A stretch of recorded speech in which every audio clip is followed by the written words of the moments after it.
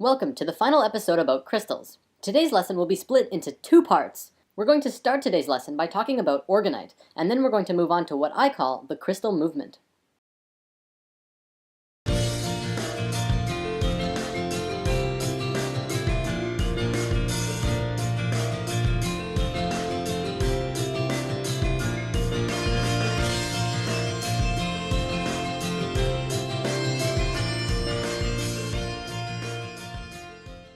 To discuss orgonite, first we must discuss the basics of orgone energy.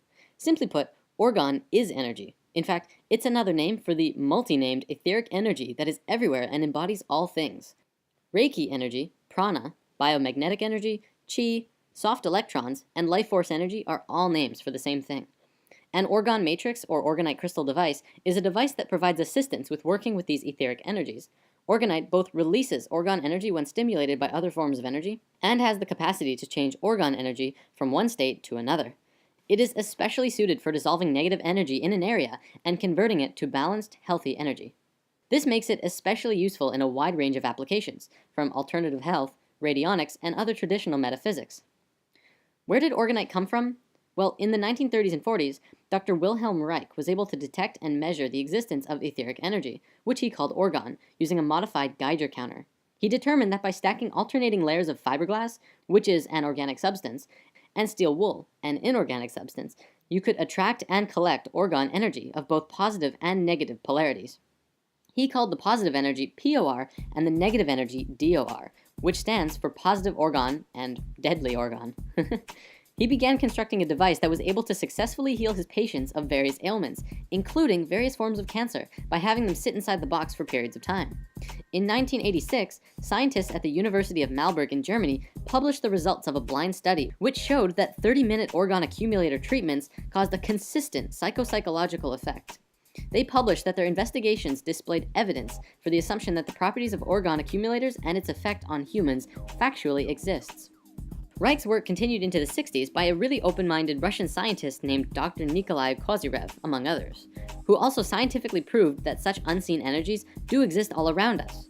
This work led to the Soviet military using torsion field sciences in their military defense applications, which shows that amazing discoveries that can change the world can both be used for the light as well as the dark. In continuing this work, modern science has taken it to whole new levels in trying to figure out the nature of dark matter, zero-point energy, and the vacuum flux, and these are all discussions for another time. In 2000, orgone accumulators came into being when Don and Carol Croft discovered through much research that mixing organic fiberglass resin and metal chips poured into small molds like paper cups and muffin pans would produce a substance which would attract etheric energy. Then, by putting crystals into the mix, you get something even more amazing.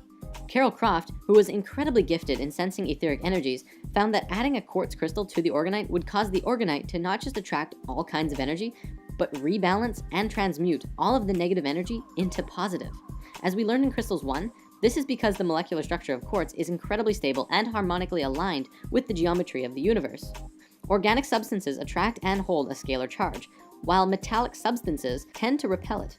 Basically, orgonite pulls in bioenergy, and while energy is inside the device, metal particles and organic resin both push and pull on it in all directions at the same time. This puts friction on the energy, where the crystal will begin to create order from chaos by aligning the structure of the energy into a more positively aligned pattern. Crystals and gems all have their uses that we've looked at, and orgonite does too. Orgonite is good for putting in an area that is needing a transmutation of a lot of negative energy into positive energy, and depending on what that situation is, you may need lots or very little. There's actually one final thing I'd like to bring up about orgonite, which is actually called tower busting. It has been widely experienced that the widespread use of cell phone towers create a thick blanket of DOR, or negative orgone energy, around the areas between them. This saturates our homes and communities with negative energies that promote drought, negativity, fear, and so on. I'm not saying that the towers are causing the negativity of the world, but perhaps just stimulating or intensifying it. However, it has been experienced that this can be remedied by placing or burying orgonite at the base of a cell phone tower. Thousands of aware and selfless, beautiful people in the world have begun doing this and slowly helping out in what is being called the orgonite gifting movement. And this is happening all over the world. And we need your help as well. To find out more about orgonite, check out www.orgonite.info, where it talks about the science behind it and the gifting movement and how to get involved yourself. Or check out the link in the comments to an article by my friend Trey, who makes Orgonite and has written a big explanation about how and why it works. Now we're going to move on to the crystal movement. Now, I realize from the title you might be thinking, what? Is this some kind of new movement like Zeitgeist or Occupy, only based around crystals? Well, not really, but if we follow through with this shift in consciousness could be an incredibly smooth process. Crystals, being conscious, don't just like sitting around in the same spot all the time. They like to travel, just as most people do. Crystals move about when they want to. They change owners, jump out of your pocket, and flat out abandon you when the time is right for them. If you are in tune, you will be able to know when a crystal is ready to move to someone or somewhere else. Just like people, when we are done with a task, it might be a time to move on to something new. Crystals are the same way. I've had many experiences where a crystal of mine that I loved decided to leave, stay somewhere else, be with someone else, or just flat out vanish on me. It's all fine though, because that's where it went, which means that's where it needs to be. The crystal movement is about the movement of crystals across the world and into the hands of the people.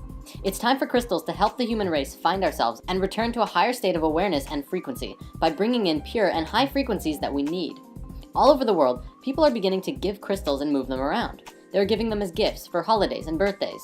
One thing I've started doing is actually carrying around a little bag of crystals with me all the time to hand out to people that I encounter as I go about my day. When a person who's down on their luck asks you for some spare change or a cigarette, you can reply, "Sorry, I don't have any change, but I'd love to share a crystal with you," and then briefly describe what it is this particular crystal does, if you know, and wish them safe journeys on the path that they are walking. I encourage everyone to try just doing that. What you're doing is literally giving out a little pocket of love or abundance or insight, and who knows what will manifest into their life. It feels absolutely incredible.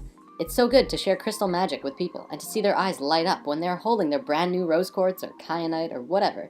Ultimately, it's just spreading goodness. If you're shy and don't necessarily want to hand them out to strangers, you could also just leave them wherever you go. Jim Carrey said that he used to go around and write, "Have a great day" on $20 bills and leave them around the city for others. You can do that with crystals. Can you imagine the feeling of stopping to tie your shoe and finding a beautiful piece of rose quartz just saying, "Take me"? Now imagine being able to give that to others. Compassion, love, and gratefulness are such powerful and incredible emotions and frequencies, and love will be the force that brings us together. Now, we have mainly been focusing on what smaller crystals can do. Pocket stones are wonderful on an individual basis, but now let's come up with some ideas that we could do with larger crystals. Large crystals are very powerful. You can do a lot with large crystals, and you can help a lot of people if you put them in the right places. For example, putting large geodes for healing and love in hospitals could help many, many people recover incredibly quickly. Crystals around your home can influence or aid in your family life. Putting crystals in the classroom could help students both learn and grow more as individuals and communities. We could install large crystals of abundance and love into homeless shelters, and who knows what could happen. Even smaller businesses can benefit with some crystals around the office or work environment. I feel it's very important that we start investing in crystals and fast, not because of the economic reasons, but because of what it will do for us and what beauty and love it could bring into our lives. So how do we do this? This is probably something that needs some organization, and we need to follow through. On the Spirit Science website, we've been partnering and working with many people who work with crystals. Our friend Kiko makes chakra necklaces, which you can get through the site.